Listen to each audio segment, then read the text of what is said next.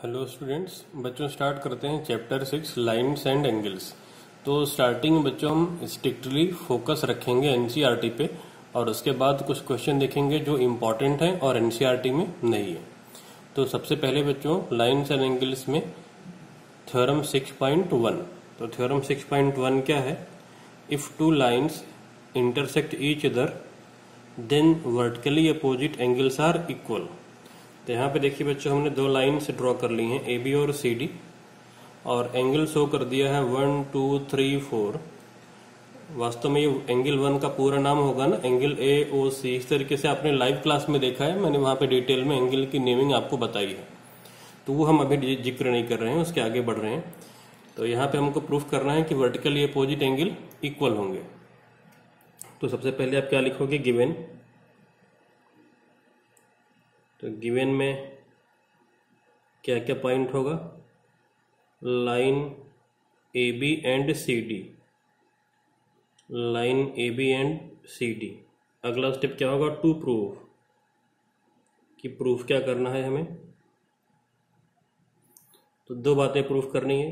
Angle 1 equal लाना है angle 2 से, ये दोनों वर्टिकली अपोजिट एंगल हैं, आपस में इक्वल लाना है। सेम तरीके से एंगल 3 और 4 इक्वल लाना है, एंगल 3 इक्वल एंगल 4 लाना है। अब अगला स्टेप बच्चों प्रूफ आ जाएगा। तो प्रूफ देखिए, angle 1 plus angle 3 equal to कितना हो जाएगा? 180। देखिए 1 प्लस 3 180। क्यों? क्योंकि सी डी एक स्ट्रेट लाइन है, तो यहाँ पे क्या फॉर्म हो रहा है? Linear pair axiom, linear pair axiom. इसे इक्वेशन 1 नाम दे दिया। उसी तरीके से बेटा अगर एंगल 1 प्लस एंगल 4 करें तो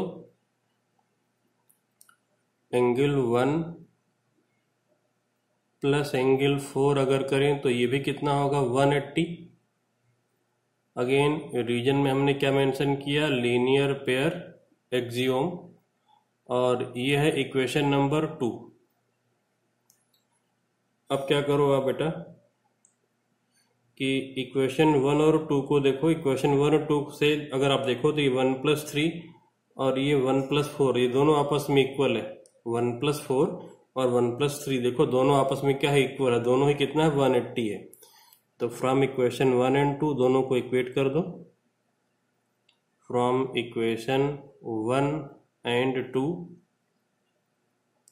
angle 1 plus angle 3 equal angle 1 plus angle 4। अब दोनों साइड से देखो क्या कैंसिल हो जाएगा बेटा? एंगल 1। तो बोथ साइड से एंगल 1 कैंसिल आउट हो गया। तो फाइनली क्या मिला? एंगल 3 इक्वल एंगल 4 मिल गया हमको। तो ये सेकंड पार्ट देखो आ गया। तो आप यहाँ पे सेकंड पार्ट लिख लो। पहले सेकंड पार्ट आ गया हमारा, हेंस प्रूव्ड, हेंस प्रूव्ड। अब फर्स्ट पार्ट प्रूफ कर लो इसके बाद। तो फर्स्ट पार्ट में 1 और 2 इक्वल लाना है। तो सबसे पहले आप क्या लिखो? Angle 1 plus angle 3 equal 180, linear pair axiom, equation number 3। उसके बाद angle 2 plus 3, angle 2 plus angle 3, ये भी कितना होगा? 180। रीजन में आप क्या मेंशन करोगे? LPA, और ये इक्वेशन नंबर 4। अब from equation 3 and 4, from equation 3 and 4 क्या मिलेगा result? Angle 1 plus angle 3 equal angle 2 plus angle 3। तो दोनों साइड से ये एंगल 3 कैंसिल। यहाँ पे रिजल्ट में क्या आ गया? एंगल 1 इक्वल एंगल 2 आ गया। तो ये फर्स्ट पार्ट भी बेटा प्रूफ होकर क्या आ गया? Hence proved. अब यहाँ पर प्रिकॉशन देखिए, जो बच्चे गलती करते हैं पेपर में, जो कि आपको नहीं करनी है। प्रिकॉशन में बेटा क्या रखोगे आप यहाँ पे कि कई बार बच्चे कुछ ऐसा लिखते हैं, जैसे उन्होंने लिखा एंगल 1 प्लस एंगल 3 इक्वल 180, और फिर लिखा angle 2 plus angle 4 180। Linear pair से दोनों को लिखा उन्होंने, LPA लीनियर पेयर एक्सियोम, और ये भी क्या है लीनियर पेयर एक्सियोम। अब वो यहाँ से इक्वेट करते हैं कि angle 1 plus angle 3 equal angle 2 plus angle 4, फिर उनका ये कैंसिलेशन होता नहीं है और फिर ये रिजल्ट आता नहीं है, तो ये रिलेवेंट स्टेटमेंट नहीं हुआ एक तरीके से। तो हम ध्यान कैसे रखेंगे कि इस टाइप में गलती ना हो। तो बेटा हमेशा ध्यान रखो, जैसे 1 और 2 इक्वल लाना है तो 1 और 2 को देखो आप यहाँ पे, तो 1 और 2 के साथ में कोई एक एंगल कॉमन रखो, जैसे 1 के साथ में 3 ले लो और 2 के साथ में 3 ले लो और फिर दोनों को इक्वेट करो। फिर से देखिए, जैसे हमने कहा कि फर्स्ट पार्ट हमको इक्वल लाना है, एंगल 1 इक्वल एंगल 2, तो आप क्या करोगे बेटा कि एंगल 1 और एंगल 2 पे फोकस रखो। अब 1 और 2 के साथ में कोई सा भी एक एंगल ले लो, चाहे तो 1 और 2 के साथ में 3 को ले लो और चाहो तो 1 और 2 के साथ में 4 को ले लो, तो कॉमन रखना पड़ेगा जिससे कि कैंसिल हो पाए। तो हमने यहाँ पर देखिए बेटा 1 और 2 के साथ में 3 को रखा है, 1 प्लस 3 180 लिखा, लीनियर पेयर से स्ट्रेट लाइन 2 प्लस 3 इसलिए रखा कि बाद में ये 3 दोनों साइड से कैंसिल हो पाए। या फिर आप दोनों तरफ 1 प्लस 4 और 2 प्लस 4 भी ले सकते थे, 1 प्लस 4 2 प्लस 4 दोनों का सम अगेन 180 होगा, तो ये 4 कैंसिल होगा। अच्छा, यहाँ पे 3 और 4 जब इक्वल लाना था बेटा, तो 3 और 4 के साथ में देखो मैंने 1 को रखा है, 3 के साथ में 1, 4 के साथ में भी 1। आप 3 और 4 के साथ में 2 को भी रख सकते थे। तो हमेशा आप इस बात का ध्यान रखिए कि जिनको इक्वल लाना है पहले उन पर फोकस रखो, उनके साथ किसी एक कॉमन को रख लो जिससे कि कैंसिलेशन होकर के आपको रिक्वायर्ड रिजल्ट मिले। तो जब कभी कोई स्टूडेंट 1 प्लस 3 180 और 2 प्लस 4 180 लेगा तो इक्वेट करने पे उसका रिजल्ट आएगा नहीं, या फिर अगर आप 1 प्लस 4 और 2 प्लस 3 180 रखोगे फिर भी रिजल्ट नहीं आएगा। तो इन बेसिक बातों का, छोटी छोटी बातों का ध्यान रखना होता है पेपर में, जिससे कि आप आसानी से क्वेश्चन को सॉल्व कर पाओ। अब इसके बाद बच्चों देखते हैं हम अगला एग्जाम्पल। अगला एग्जाम्पल नंबर 1 है बच्चों। तो यहाँ पे मैं अपनी नंबरिंग दे रहा हूँ और साथ में मैं रेफरेंस भी ले रहा हूँ कि ये क्वेश्चन कहाँ से है। तो ये क्वेश्चन बच्चों NCERT पेज 95 का एग्जाम्पल नंबर 2 है और ये बहुत ही इंपॉर्टेंट क्वेश्चन है। तो आप लोग जरा एक बार वहाँ से क्वेश्चन पढ़ लेना, उसके बाद हम स्टार्ट करते हैं। क्वेश्चन आप पढ़िएगा, उसके बाद आप बच्चों स्टार्ट करिएगा। तो हमने देखो डायग्राम ड्रॉ कर लिया है, पहले आप क्वेश्चन एक बार वहाँ से पढ़ लो, फिर आप यहाँ को आगे वीडियो कंटिन्यू करो। यहाँ पर बच्चों देखिए मैंने एक डायग्राम ड्रॉ कर लिया है जो कि बुक में गिवन है, और हम गिवन से स्टार्ट करते हैं। तो सबसे पहले गिवन में आप क्या लिखोगे? गिवन में था OT is the bisector of angle SOQ। तो इसको आप लैंग्वेज के बजाय मैथमेटिकल सिंबल्स के फॉर्म में लिखो। तो फर्स्ट पॉइंट आप क्या लिखोगे? Angle 1 equal angle 2। ज़्यादा से ज़्यादा आप मैथमेटिकल सिंबल्स यूज़ करोगे, लैंग्वेज को आप कम से कम यूज़ करोगे। सेकेंड पॉइंट, OR बेटा गिवन था बाइसेक्टर ऑफ एंगल POS।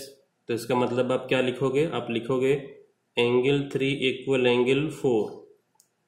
तीसरा पॉइंट, एंगल POS की वैल्यू x गिवन थी, POS की वैल्यू x गिवन थी, और यहाँ पे 2 फाइंड है, फाइंड आउट करने को बोला है। 2 फाइंड एंगल ROT कि एंगल ROT कितना होगा। अब अगला स्टेप क्या आ जाएगा? सॉल्यूशन। आपको पता है कि ज्योमेट्री में फिक्स स्टेप होते हैं, गिवन टू प्रूफ और प्रूफ, और साथ में गिवन टू फाइंड और सॉल्यूशन। कंस्ट्रक्शन ऑप्शनल होता है, तो आप मार्किंग पहले अच्छे से यहाँ पे कर लो। तो बच्चों देखिए 1 और 2 इक्वल गिवन था, तो मैंने यहाँ पे सिंगल निशान लगाया है इक्वल का। 3 और 4 आपस में इक्वल था, तो ये देखो डबल मार्किंग के बाद सिंगल टिक मार्क किया है।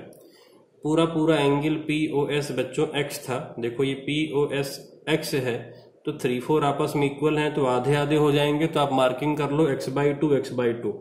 तो यहाँ पे भी आपने लिख लिया है x/2 और इधर भी आप लिख लो x/2।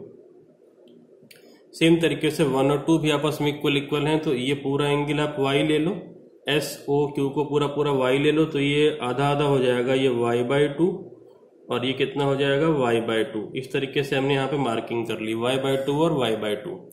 अब सोल्यूशन स्टार्ट करते हैं। तो angle 3 equal angle 4 equal x/2, इसको तो हमने लिखा गिवन, ये गिवन है क्योंकि 3 4 तो आपस में इक्वली गिवन था, टोटल एंगल x था तो आधा आधा हो जाएगा, और ये हो गया इक्वेशन 1।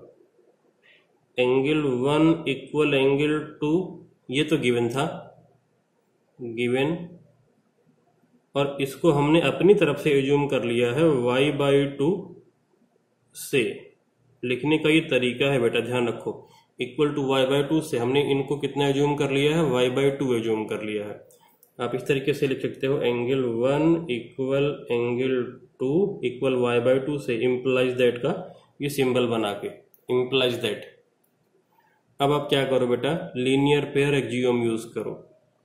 तो देखिए angle POS plus angle QOS, ये POS प्लस QOS दोनों मिला के कितना होगा 180। रीजन में आप क्या मेंशन करोगे, LPA, लीनियर पेयर एक्सियोम। अब इनकी वैल्यू रख दो आप, ये x प्लस वाई इक्वल 180। दोनों इक्वेशन को आप इक्वेशन को आप दोनों साइड 2 से डिवाइड कर दो। तो यहाँ पे हो जाएगा देखो x/2 plus y/2 equal 90। Reason में आप क्या लिखो, dividing both side by 2, dividing both sides by 2। दोनों साइड को हमने 2 से डिवाइड कर दिया। अब देखो ध्यान से बेटा, x/2 और y/2 मिलके कौन सा एंगल फॉर्म कर रहे हैं, ROT। तो आप यहाँ पे क्या लिखोगे, implies that angle 2 plus angle 3 90। 2 और 3 कौन से हो गए, 2y/2 है, 3x/2 है। अब इसका मतलब कौन सा एंगल हो जाएगा, एंगल ROT कितना आ गया है, 90 आ गया है। और हमको यही फाइंड आउट करना था कि ROT होगा कितना, तो 90 आ गया, ये है आंसर। अब बच्चों नेक्स्ट एग्जांपल देख लेते हैं। अगला एग्जांपल 2 है बच्चों, NCERT पेज 96 का एग्जांपल नंबर 3। इस वाले एग्जांपल से जो ये हमने डिस्कस किया है जस्ट अगला एग्जांपल है। तो आप एक बार पढ़ लो बच्चों वहां से, फिर हम स्टार्ट कर लेते हैं। तो आप लिखोगे यहाँ पे सबसे पहले गिवन। तो गिवन में क्या है, टोटल 4 रेज हैं। तो OP, इसे क्या पढ़ते हैं, या तो आप लिखो रे OP या तो सिंबल के फॉर्म में लिखो रे OP, रे OQ, रे OR और रे OS। इसे रे पढ़ते हैं, आपको हमने लाइव क्लास में बताया था, ऊपर रे का सिंबल है। To prove angle POQ plus angle QOR plus angle SOR plus angle POS equal 360।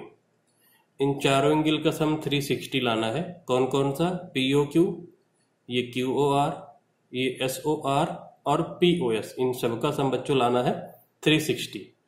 तो आप कंस्ट्रक्शन करोगे, इसमें कंस्ट्रक्शन में बच्चों हम, ये O पॉइंट है, यहाँ पे मेंशन मैंने नहीं किया, ये पॉइंट O है। अब क्या करोगे बेटा ना, QO को प्रोड्यूस कर दो यहाँ पॉइंट T तक, QO को प्रोड्यूस कर दो किसी पॉइंट T तक। और आपको पता है कि कंस्ट्रक्शन का पार्ट डॉटेड लाइन से ही होना चाहिए हमेशा, तो इसलिए हमेशा आप डॉटेड लाइन का ही यूज करोगे किसी भी कंस्ट्रक्शन पार्ट के लिए।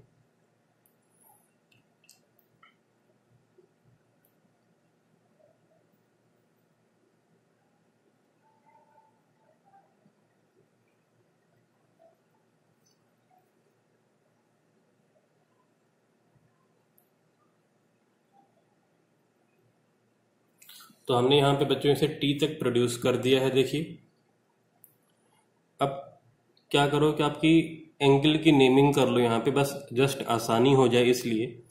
तो आप यहाँ से शुरू करो। एंगल, ये एंगल 1, ये एंगल 2, एंगल 3, ये एंगल 4 और इसका नाम एंगल 5 रख लिया हमने। अब स्टार्ट करते हैं बच्चों। तो यहाँ पे आप लिखोगे पहले produce QO up to T, QO को T तक बढ़ा लिया है हमने। अब प्रूफ,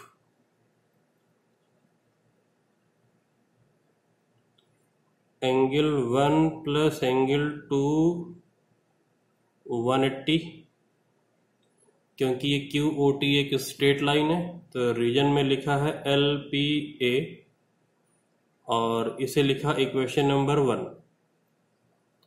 अब उसी तरीके से बच्चों देखो 3, 4, 5 इन तीनों का भी सम कितना हो जाएगा 180। यहाँ पे आप फिर रीजन में क्या लिखोगे, लीनियर पेयर, नहीं पेयर मत लिखो बेटा, पेयर का मतलब होता है दो एंगल, यहाँ पे 3 है तो आप लिख देना रीजन में QOT is a straight line. तो अगला लाइन हम लिखते हैं angle 3 plus angle 4 plus angle 5 equal 180, angle 3 plus angle 4 plus angle 5 equal 180 और रीजन में QOT is a straight line, QOT is a straight line, इसलिए एंगल कितना फॉर्म हुआ 180 फॉर्म हुआ। और ये है इक्वेशन नंबर 2। अब दोनों को आप ऐड करो, इक्वेशन 1 प्लस इक्वेशन 2, तो लेफ्ट में आएगा 1 प्लस 2 प्लस 3 प्लस 4 प्लस 5, जितने भी एंगल थे लेफ्ट वाले सारे लेफ्ट में आ गए और राइट में क्या आ गया 180 प्लस 180, राइट वाले आपस में ऐड, लेफ्ट वाले आपस में ऐड। अब बेटा क्या करो आप देखिए ध्यान से, 1 और 5 एक साथ में मिलके एंगल POS बनाते हैं, तो 1 और 5 को आप साथ में लिख लो, बस ये काम कर लो आप। तो इस तरफ हो जाएगा angle 1 plus angle 5 plus angle 2 plus angle 3 plus angle 4 equal 360। अब देखिए जो लाना था वो आ गया है बच्चों। ये 1 प्लस 5 मिलके क्या बना लिया, 1 प्लस 5 मिलके देखो POS, एंगल 2 क्या है POQ है, एंगल 3 क्या है QOR है, एंगल 4 क्या है SOR है। तो ये 2, 3, 4 तो वही हो गए जो लाने थे, देखो POQ QOR SOR, तो ये दोनों तो एंगल 2, 3, 4 हो गए और ये दोनों यहाँ पे मिलके, हाँ तो POQ ये तीनों मिलके, हाँ और ये जो POS है लास्ट में, POS क्या हो जाएगा 1 प्लस 5, तो 1 प्लस 5 की जगह पे POS हो जाएगा। बाकी देखो ये एंगल 2 है, ये एंगल 3 है और ये एंगल 4 है।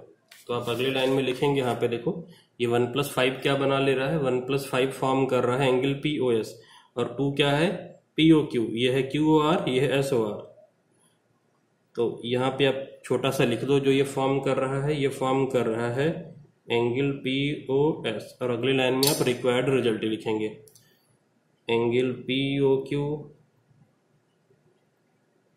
Plus angle QOR plus angle SOR plus angle POS equal to कितना आ गया 360। जो लाना था वो आ गया बच्चों और ये हेंस प्रूव्ड। अब इसके बाद में देखते हैं अगला, अब एक्सरसाइज पर आ जाते हैं बच्चों। क्वेश्चन तो हो गए दोनों, अब एक्सरसाइज से कुछ क्वेश्चन लेंगे। तो अब एक्सरसाइज 6.1 से देखते हैं। एग्जाम्पल नंबर 3 है बच्चों NCERT 6.1 का क्वेश्चन 1। आप क्वेश्चन पढ़ लो वहां से, डायग्राम मैंने देखो ड्रॉ कर दिया है और हम गिवन से स्टार्ट करते हैं। तो सबसे पहले गिवन लिख लेते हैं। तो given line AB and CD given है, line AB and CD। Second point,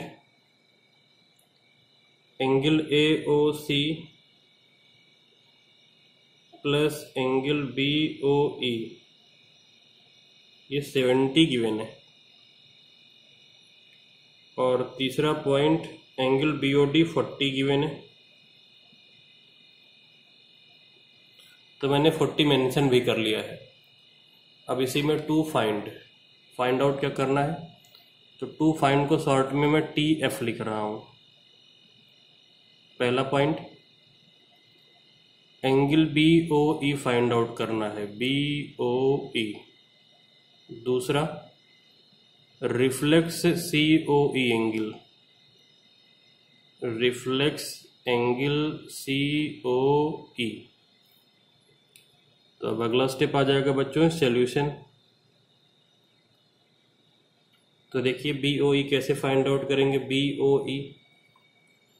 तो सबसे पहले आप देखिए बेटा, ये BOD और AOC दोनों सेम होगा। कौन सा मैंने बोला, BOD ये वाला एंगल और AOC ये वाला एंगल। क्यों, वर्टिकली अपोजिट। देखो ये एक स्ट्रेट लाइन, ये एक स्ट्रेट लाइन, तो ये दोनों एंगल कैसे एंगल हुए, वर्टिकली अपोजिट। तो आप लिखोगे सबसे पहले angle AOC equal angle BOD, और BOD है 40। रीजन में आप क्या मेंशन करोगे, vertically opposite angle, vertically opposite angle. अब इसके बाद में बेटा गिवन क्या था, angle AOC plus angle BOE 70 given था। ये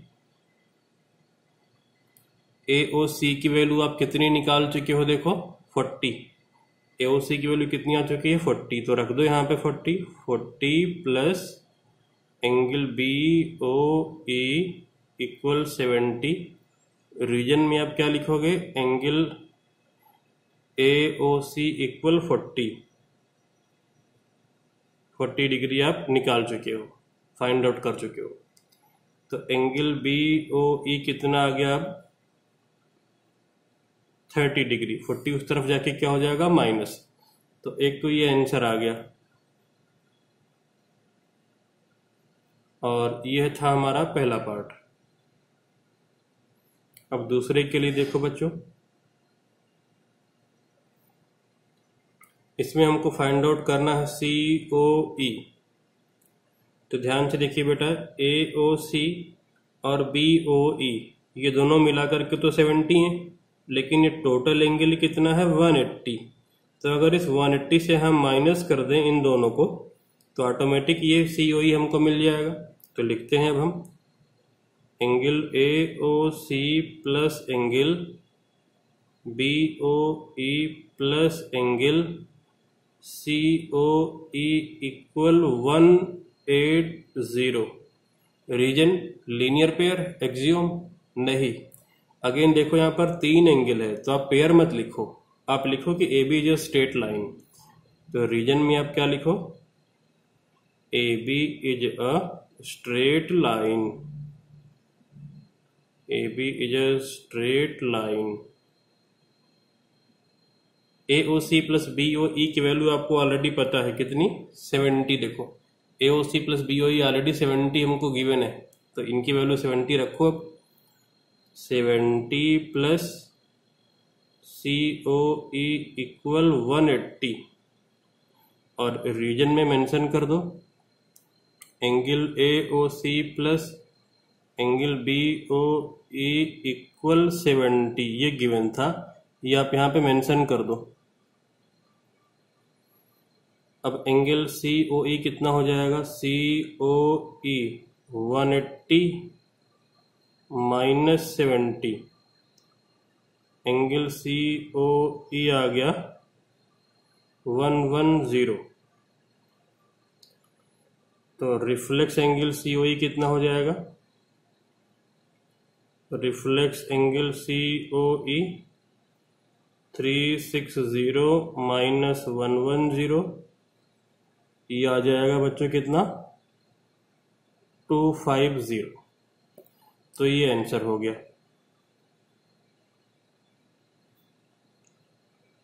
250। अच्छा, इसी का एक ऑल्टरनेट तरीका आप देख सकते हो सेकेंड पार्ट के लिए। ऑल्टरनेट मेथड सेकेंड पार्ट के लिए देखिए क्या हो सकता है ऑल्टरनेट मेथड। ये देखो बेटा, रिफ्लेक्स सीओई, पहले तो देखो सीओई कहाँ पे है, सीओई देखो ये पूरा एंगल है, तो रिफ्लेक्स वाला क्या होगा, ये पूरा। तो ये पूरा एंगल कैसे मिलेगा, देखो ये एओबी कितना है, एओबी 180 है, ये पूरा पूरा एओबी कितना है 180, इसमें एओसी और बीओई ऐड कर दो, तो एओसी और बीओई की वैल्यू आपको पता है 70, तो मतलब 180 में अगर हम 70 और ऐड कर दें तो रिफ्लेक्स सीओई आ जाएगा। तो देखो ये रहा 180 और ये 70, 180 और 70 कितना होता है 250, तो फिर भी देखो आंसर आ जाएगा यहां से भी। तो आप लिख सकते हो reflex angle COE equal 180 plus angle AOC plus angle BOE, और ये हो जाएगा 180 plus 70 that is equal to 250। तो आप ये वाला पाथ भी ले सकते हो। तो रास्ते कई हैं बच्चों, मर्जी आपकी है, कोई सा भी रास्ता आप एक ले लो। अब इसके बाद बच्चों देखते हैं next example, example number 4। Next example है बच्चों एग्जाम्पल 4, और ये 6.1 का क्वेश्चन नंबर 2 है। क्वेश्चन आप एक बार पढ़ लो, हम गिवन से स्टार्ट करते हैं, डायग्राम हमने ड्रॉ कर लिया है। तो गिवन है बच्चों इसमें दो लाइंस, लाइन XY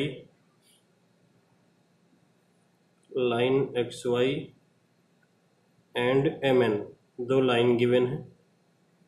सेकंड, ये पॉइंट O है, एंगल POY ये 90 गिवन है, डायग्राम में भी देखो हमने शो कर दिया है।